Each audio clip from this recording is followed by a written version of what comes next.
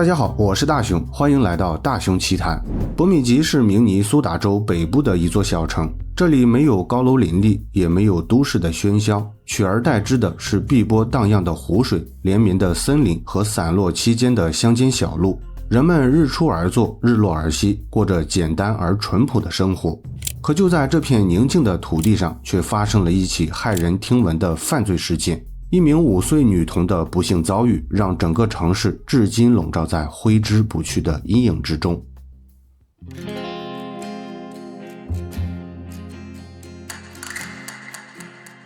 故事发生在2016年6月22日凌晨3点30分。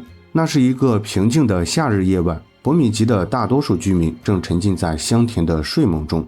突然，紧急响应中心的电话接连响起，多位居民报告称，郊区北侧的希尔克雷斯特拖车公园发生火灾，一栋房屋正在被熊熊大火吞噬。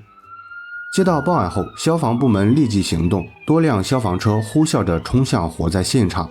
当他们赶到时，火势已经几近失控，现场浓烟滚滚，空气中弥漫着刺鼻的焦糊味。没有人知道这场大火究竟因何而起，但调查人员很快就会发现，这场火灾并不简单，背后所涉及的邪恶程度远超任何人的想象。经过数小时的奋力扑救，大火终于得到控制。火灾调查员立刻展开了勘查工作。起初，一切看起来就像是普通的火灾事故，但随着搜查的进行，调查人员在客厅区域发现了一张焦黑的床垫，床垫之下赫然躺着一具女性遗体。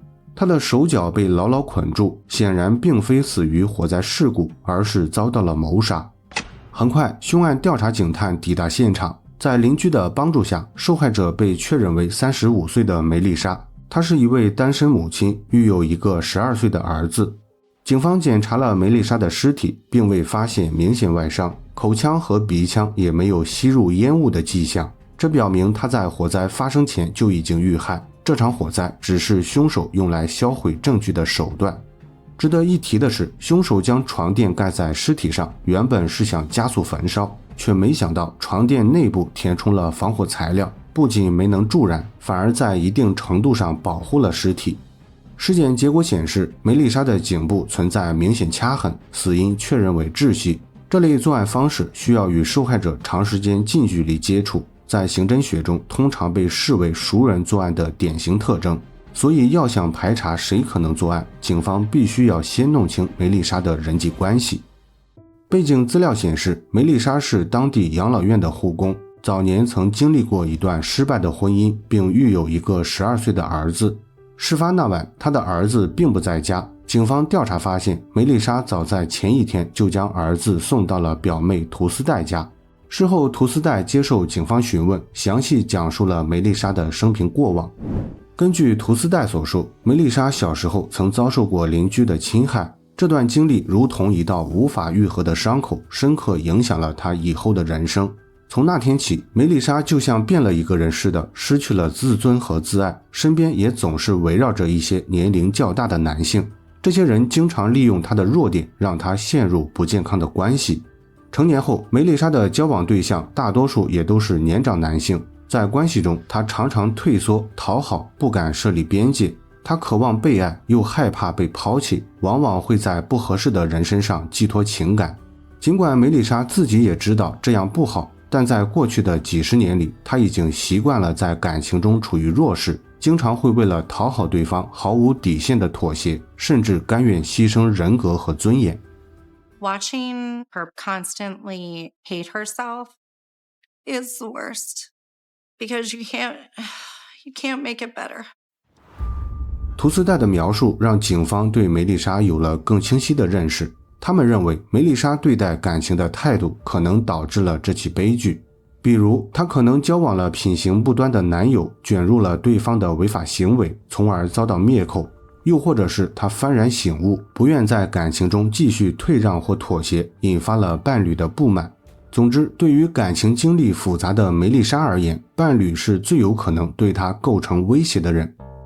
在接下来的交谈中，图斯黛提到了一位可能的嫌犯拉里，他是梅丽莎的邻居，也是一位有夫之妇。两人在前不久刚刚结束一段地下恋情，分手时曾发生过激烈冲突。警方很快询问了拉里，但他否认与梅丽莎有过任何形式的亲密关系。拉里声称那晚他一直在家里看电影，从没有出门，甚至表示不知道梅丽莎家着火的事情。警方显然不会相信这种说法，因为他们已经通过图丝带了解了两人的关系，而且拉里自称那晚一夜没睡，这也让他看起来有足够的作案时间和机会。为了进一步核实，警方提出了查看手机的要求，没想到拉里突然变得暴躁不安，愤怒地开始损坏自己的手机，这一举动更加引起了警方的怀疑。警方认为拉里的手机中肯定隐藏着与本案有关的证据，于是强制没收了他的手机，并将其送到犯罪实验室进行全面检查。技术人员花费数小时仔细分析了拉里手机中的数据，结果却出人意料，手机中没有任何与本案有关的证据，只有一些他与女友拍摄的私房照和小电影。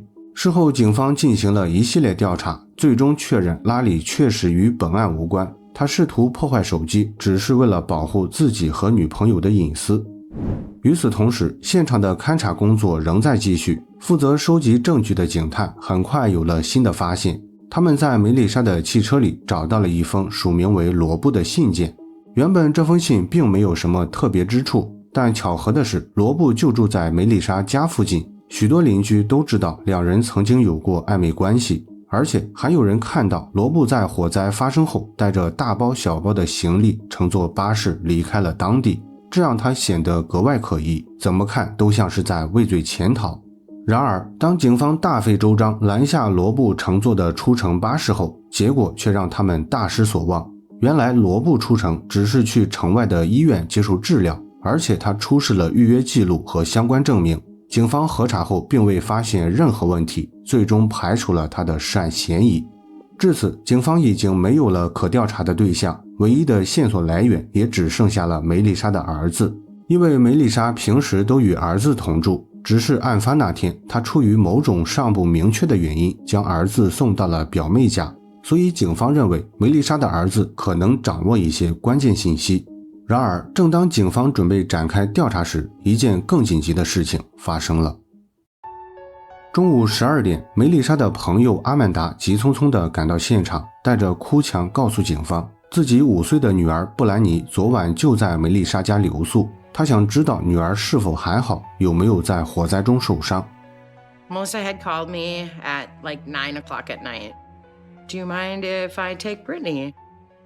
She said her son is with Tuesday. 这位女士就是布兰妮的母亲阿曼达。正如她所说的那样，布兰妮是被梅丽莎主动接到了家中留宿，时间就在案发的6个小时前。由于阿曼达与梅丽莎从小就认识，彼此关系非常密切，所以当时阿曼达并未考虑太多，很放心地将女儿交给了梅丽莎。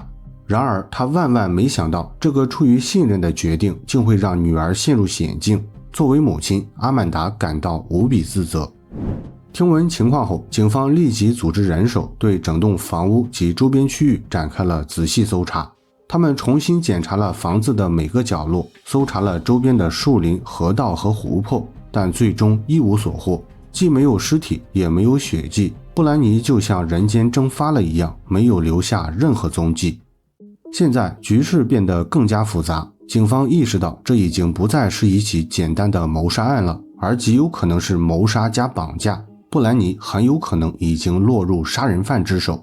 时间就是一切，警方很清楚，拖得越久，布兰妮生存的几率就越低。当前最重要的事情就是动用一切手段抓到凶手。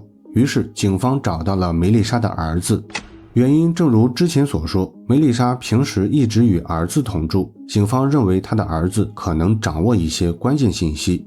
当被问及梅丽莎最近正在与谁交往时，她的儿子提到了一个名叫 Chance 的男子，翻译成中文就是机会的意思，象征着梅丽莎最后一次获得爱情的机会。至于梅丽莎为何要用代号称呼男友，她的儿子则解释说，梅丽莎在选择男友方面眼光向来不佳，经常与一些品行不端的人员交往，所以她并不希望家人知道男友的身份，害怕遭到数落。平日里，她称呼男友总是使用代号，从不直呼真实姓名。虽然梅丽莎的儿子并不知道这名男子的真实身份，但他提到了男子是一名街头小贩，拥有一辆崭新的快餐车。幸运的是，当地拥有快餐车的人并不多，而拥有新快餐车的人只有一个，这个人就是警方的老熟人雅各布。雅各布是当地一名罪行累累的惯犯，时年32岁，有过多次性犯罪历史。他在案发前几个月刚刚被假释出狱，出狱后不久便与梅丽莎成为了男女朋友。警方在看到雅各布名字的那一刻，基本上就已经确定了他是犯下这起谋杀和绑架的凶手，因为雅各布对小朋友很感兴趣，而且拥有过不好描述的前科。6月22日傍晚，警方前往了雅各布的住处，一间位于偏僻山林中的小木屋。这里的环境相当原始，既没有水也没有电，屋子只是一个睡觉的地方，很多物品都被摆放在了外面。当时雅各布并不在家，屋子里也没有其他人。警方在木屋周围进行了搜查，很快便发现了几个装有汽油的油罐。通过照片可以看到，油罐旁边的草地上留下了一个清晰的压痕，由此可见，原本这里曾摆放过另一个油罐。结合火灾现场发现了相同规格的油罐，警方有理由怀疑雅各布可能从家里拿走了一罐汽油，用于焚烧梅丽莎的房子。接下来，警方利用手机定位技术锁定了雅各布的大致位置，确认他仍在当地后，便通过电话发出了传唤通知。当时雅各布满口答应，表示会马上前往警局配合调查，可实际上他拖了近10个小时，直到凌晨1点才来到警局。负责审问的警探注意到，雅各布在来到警局时，裤子和鞋子都是湿的，汽车底盘上还挂着高高的杂草，像是刚刚去过草地或者泥地。显然，这并不是一个好的迹象，因为他很有可能将布兰妮藏到了荒郊野外，也有可能已经处理了他的尸体。Where'd you just come from? Well, I was fishing up north. Okay. Fishing where? Clear Lake. Clear Lake? 审问刚刚开始，雅各布便给警方留下了谎话连篇的印象。他声称自己是从克利尔湖赶来的，还说曾在湖边钓鱼，以此解释自己打湿的裤子和鞋子。然而，警方早已调取他的手机位置，实际上当时他正在临近本市的比格福克市，而非所称的克利尔湖。此外，雅各布还刻意淡化了与梅丽莎的关系，声称两人只是有过亲密行为，并非真正的情侣。至于失踪的布兰妮，他更是直接表示不认识，从未回答过任何相关问题。虽然警方明知道雅各布并未如实交代，但由于缺乏确凿证据，当时还无法对他实施逮捕，于是在扣留了雅各布的手机、衣服和汽车后，警方便让他离开了。时间来到了第二天，此时距离案发已经过去了近30个小时。从理论数据来看，布兰妮存活的几率已经微乎其微。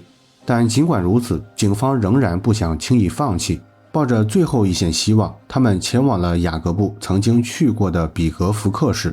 途中，当地警局提供了一个关键线索，原来雅各布的哥哥就住在比格福克，而且还拥有一块超过40英亩的土地。警方第一反应是雅各布很可能将布兰妮或者他的尸体藏在了那里，于是决定对该区域展开搜查。结果他们刚刚到达，很快便发现了留在草地上的车轮印记。这下警方终于明白了昨晚雅各布的鞋子和裤子为何是湿的，他的汽车底盘下又为何会挂着高高的杂草，显然他曾驾车来过这里。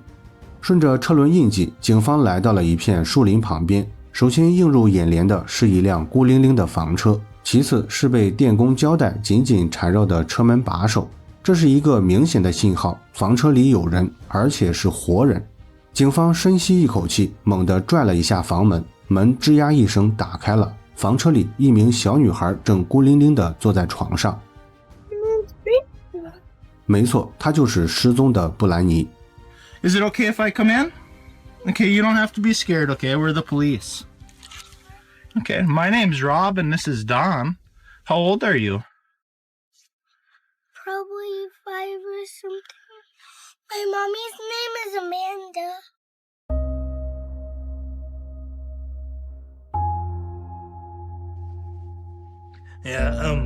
Yeah, I've watched that video quite a few times.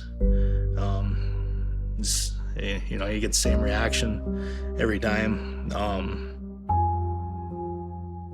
发现布兰妮还活着的那一刻，警探们悬着的心终于落了下来。他们为成功找到布兰妮而感到欣慰，因为这是用尽所有资源彻夜未眠换来的胜利。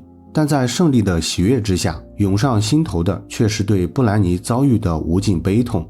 在过去的24小时里，雅各布不仅对她做了不可描述的事情，还将她独自留在房车里待了整整一夜。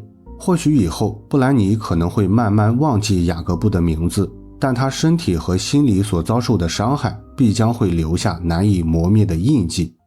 至此，警方已经解决了最棘手的问题，证据也已经掌握充分，但本案并未就此结束。接下来发生了一件令人无比震惊的事情。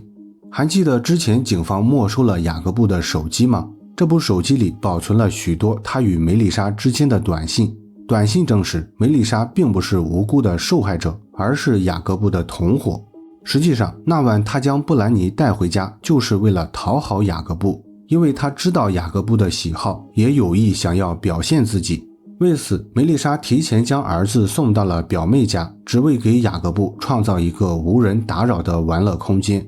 很难想象，身为母亲的她竟然会做出如此邪恶的事情。I could say that I would never have expected this from Melissa. She didn't always make the best choices, but I would never have thought she was capable of this. I'm really angry at her still. I never knew what hate was until that day. It's like, how can somebody that you've known for 30 plus years do that to you? 事后，雅各布在律师的建议下与警方达成了认罪协议。他承认实施绑架和侵犯，但否认蓄意谋杀。换句话说，雅各布只承认警方已经掌握确凿证据的罪行，对于梅丽莎的死亡则做出了有利于自己的陈述。据他所说，那晚两人进行了某种粗暴的亲密活动，在互动过程中不小心发生意外，导致了梅丽莎的死亡。然而，警方并不相信这种说法，他们认为雅各布杀害梅丽莎主要是为了长期控制布兰妮，因为如果梅丽莎还活着，布兰妮最多几天后就会被送回阿曼达身边，而如果一旦梅丽莎死亡，并且房子被焚烧，情况就会变得完全不同，雅各布便能趁机将布兰妮藏起来，实现长期控制的邪恶目的。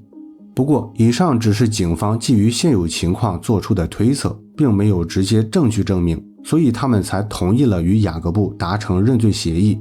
根据协议内容，雅各布最终被判处2级谋杀罪、纵火罪、绑架罪等多项罪名，获刑55年至终身监禁。回顾整个案件，我们看到了雅各布的纯粹邪恶，一个为了满足自身扭曲欲望而精心策划谋杀和绑架的恶魔。但更令人难以接受的是梅丽莎的道德沦丧，她曾是童年创伤的受害者，却最终成为了施恶者的帮凶。这种为了迎合和讨好而甘愿牺牲他人的病态依恋，是人性在极端扭曲下最令人痛心的体现。感谢大家的收听和收看，我是大雄，下期见。